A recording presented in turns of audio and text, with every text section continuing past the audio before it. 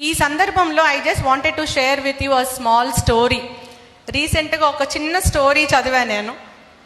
ఆ స్టోరీలో ఏముంటుందంటే, పంచపాండవులు అందరూ కూడా ఎక్కడో ఒక దగ్గర వనవాసం చేసినప్పుడు నకుల సహదేవులు ఇద్దరు బయటకి వాకింగ్ అని వెళ్తూ ఉంటారు. I tell in my own language. వెళ్తూ ఉంటే వాళ్ళకి ఒక అందమైనటువంటి గుర్రం కనిపించిందంట, మోస్ట్ బ్యూటిఫుల్ హార్స్. సో ఇద్దరు అనుకున్నారంటే, ఇంత అందమైనటువంటి గుర్రం మనం ఎప్పుడూ చూడలేదు, మనం విద్యను అభ్యసించినప్పుడు కూడా ఇట్లాంటిది ఎప్పుడూ చూడలేదు, ఖచ్చితంగా ఇది మనం తీసుకొని వెళ్ళాలి అని చెప్పి దగ్గరికి వెళ్ళారంట.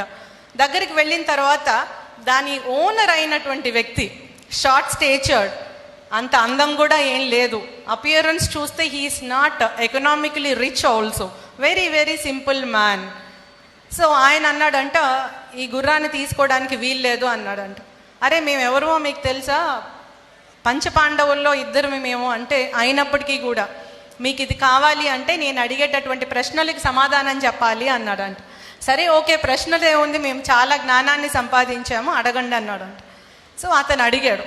ఏమని అడిగాడంటే, చాలా ప్రశ్నలు అడిగాడు. ఆ ప్రశ్నలన్నీ ఇప్పుడు రెలవెన్స్ కాదు, ఇక్కడ రెలవెన్స్, ఈ సమావేశానికి రెలవెన్స్ అయినటువంటి ఒక్క ప్రశ్న గురించే మీతో షేర్ చేసుకుంటాను.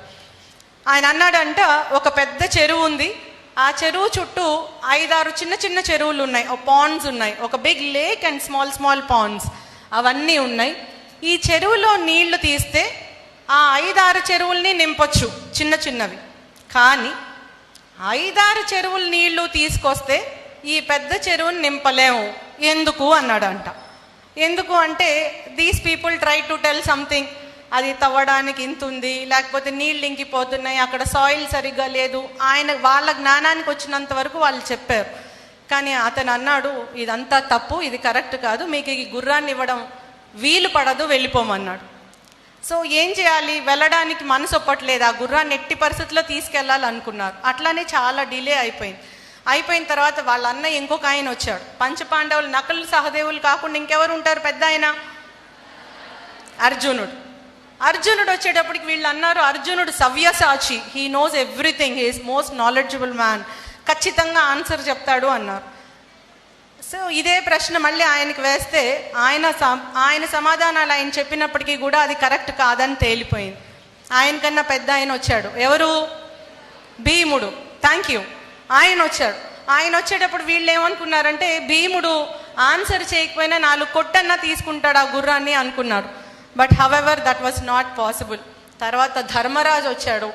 ధర్మరాజు కూడా ఆన్సర్ చేయలేకపోయాడంట. నేను ఆ స్టోరీ చదివేటప్పుడు అనుకున్నాను, ఖచ్చితంగా ధర్మరాజు ఆన్సర్ చేస్తాడు అనుకున్నా. కానీ నేను కూడా షాక్ అయ్యాను వాళ్ళందరితో పాటు.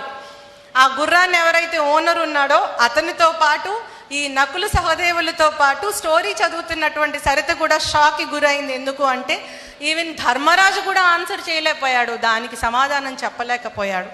ఫైనల్గా I was also very curious to read. ఇంకా ఫాస్ట్గా స్వైప్ చేసేస్తున్నాను కింద ఆన్సర్ ఏంటి అని. స్వైప్ చేసేటప్పుడు ఆన్సర్ తెలిసింది.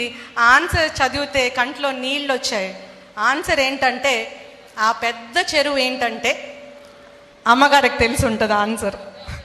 ఆ పెద్ద చెరువు తల్లిదండ్రుల ప్రేమ, అభిమానం, మన మీద పెట్టుకున్నటువంటి నమ్మకం, మనం ఎదగాలని వారు చూపిస్తున్నటువంటి ఆకాంక్ష, అది ఆ పెద్ద చెరువులో ఉన్నటువంటి నీళ్ళంట.